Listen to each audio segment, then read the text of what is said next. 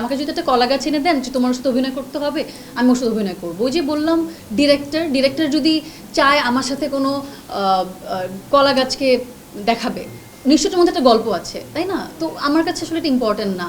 আমার কাছে ইম্পর্টেন্ট গল্পটা, বাকিটা তো আমি বললামই। অবশ্যই একজন ভালো ডিরেক্টর, ভালো টিমের সাথে কাজ করলে ওই বিশ্বাসটা থাকে যে এটা কিছু একটা করছি, কিছু একটা ভালো কিছু হবে। স্ক্রিপ্ট তো রেগুলারই টুকটাক পাচ্ছি, সেখান থেকে উৎসবের পর আসলে আমি অনেক সিনেমার অফার পেয়েছি, কিন্তু ঠিকঠাক কোনো গল্প পাচ্ছি না। মানে মনে হচ্ছে না যে এই সিনেমাটার গল্প পড়ে আমার মনে হয় যে এটা আমি করবই, বা ওই আর্টসটা এখন পর্যন্ত ফিল করতে পারছি না। তবে একটা স্ক্রিপ্ট আমি পড়েছি, একটা সিনোপসিস পড়েছি, শীঘ্রই ডিরেক্টরের সাথে ফুল স্ক্রিপ্ট নিয়ে বসবো। তো খুব ভালো লেগেছে। তো সামনে যদি ওটা ঠিকঠাক থাকে তাহলে এটা করবো আর কি। আমি চাই চরিত্রগুলোকে ফুটিয়ে তুলতে, তাতে আমার খুব বেশি গ্ল্যামার থাকুক এটা আমি চাই না। আমার হয়তো বা একদম যেই চরিত্র যদি আমাকে যেরকম ডিমান্ড করে আমি সেটা হতে চাই। আমার তখন মনে হয় যে একটু একটু করে চরিত্র হয়ে উঠছি, তখন ওই চরিত্রটাকে বিশ্বাস করতে পারি।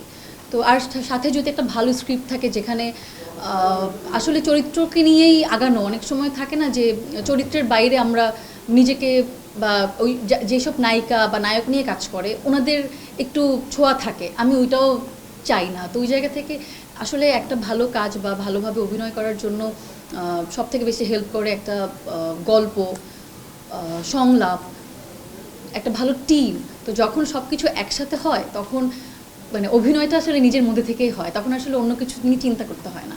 আসলে কিছু কিছু গল্পের আসলে যদি সমাপ্ত থাকে, একদম হ্যাপি এন্ডিং হয়ে যায়, বা যদি আমরা জেনে যাই যে আচ্ছা এটা এরকম হয়েছে, তখন কিন্তু ওটা রেস্টটা একটু কমে যায়।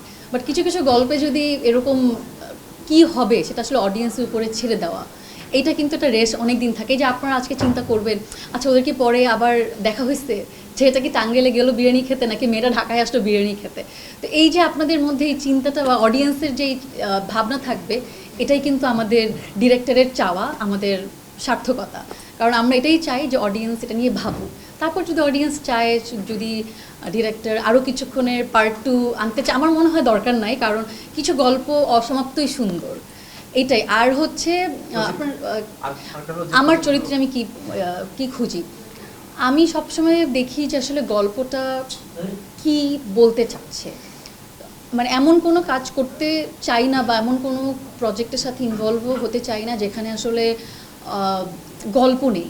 একটা গল্প তো সবই গল্প, বাট গল্পের যে সোল, এই সোলটা আমি খুঁজি। এই গল্পের সোলটা কি, আমরা এই গল্পটা দেখি আসলে কি নিয়ে শেষ করব। একটা যখন সিনেমা দেখি বা শর্ট ফিল্ম, নাটক, যাই দেখি না কেন, একটা কিন্তু শেষ করার পর যদি মনে হয় যে, বা স্ক্রিপ্টটা পড়ার পর যদি মনে হয় যে বাহ সুন্দর, আমার যখনই মন থেকে এই কথাটা আসে বা, তখন আমার মনে হয় যে এই গল্পটা আমি করব। সো আমি এইটা একটু বেশি দেখি। কোনো চরিত্র আসলে আমি যদি ইম্প্যাক্ট না থাকে তাহলে সেই চরিত্র করে কী লাভ। নর্মালি কি হয় যে একটা প্রজেক্টে নায়ক নায়িকা খুব পরিচিত মুখ থাকে, তো ভাইয়া চাচ্ছিল এখানে মানে আমার সাথে একজন অপরিচিত মুখকে একসাথে নিয়ে কাজ করার জন্য, যাতে প্রজেক্টটা দেখতে রিফ্রেশিং লাগে, আবার বিশ্বাসযোগ্য মনে হয়। আপনারা দেখেছেন যে গল্পে মূল পাত্রপাত্রী একদম সাধারণ লুকে, আমিও খুব বেশি, আমার মনে মেকআপই ছিল না, একদম ন্যাচারাল একটা মেয়ে টাঙ্গাইল থেকে আসছে, এসে ইন্টারভিউর জন্য আসছে, বাসায় বাবা জানে না, তো আসলে খুব একটা প্রিপারেশন সাজুগুজু করার ওই সময়টা থাকবে না। একজন রাইড শেয়ার করে এরকম একটা চালক, তার সাথে পুরো জার্নিটা। তো এভাবেই আমাদের জার্নিটা শুরু হয়, ফাইনালি আমরা কাজটা দেখতে পাচ্ছি। আর 1 তারিখে তো জি সিরিজ ইউটিউব চ্যানেলে আসবে, আপনারা সবাই দেখবেন। আমার কাজের অভিজ্ঞতা যদি বলি, সেটা চমৎকার। কারণ বললাম তো ভাইয়ের সাথে আমার যখন বিজ্ঞাপনে যখন কাজ শুরু করেছি, সেই থেকে যখন লাস্ট কাবাডি ওয়েব সিরিজ করেছি, তখনই বুঝেছি আসলে ভাইয়া খুবই ভালো ট্যালেন্টেড একজন নির্মাতা, যার রেগুলার কাজ করা উচিত কিন্তু করে না। আমি তাকে অনেক বলি ভাইয়া প্লিজ রেগুলার কাজ করেন।